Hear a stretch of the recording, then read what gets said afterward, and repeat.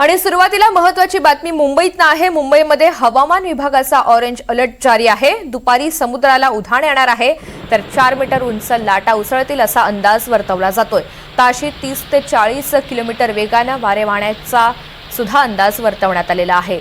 आज एकीकडे मुंबईमध्ये अलर्ट देण्यात आलेला आहे। प्रशासनाने मुंबईकरांना काळजी घेण्याचं आणि सतर्क राहण्याचं आवाहन केलंय। आमचे प्रतिनिधी ऋतिक गणकवार यांनी या संदर्भातला आढावा घेतलाय, आपण पाहूयात।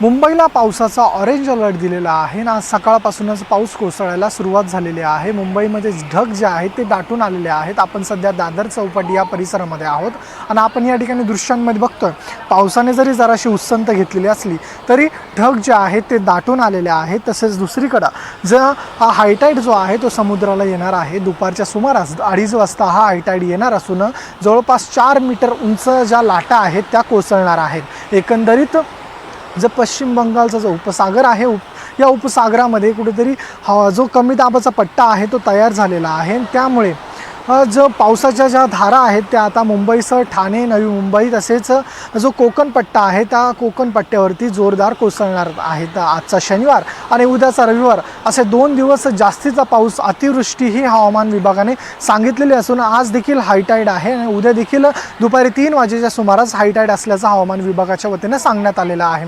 एकंदरीत मुंबईमध्ये जरी आता कुठे पावसाचं पाणी साचण्याची घटना घडलेली नाही आहे, मात्र पाऊस जो आहे तो आता टप्प्याटप्प्याने येतच आहे। मध्ये थांबतोय तर कधी येतोय अशा प्रकारचा पाऊस सध्या मुंबईमध्ये सुरू आहे।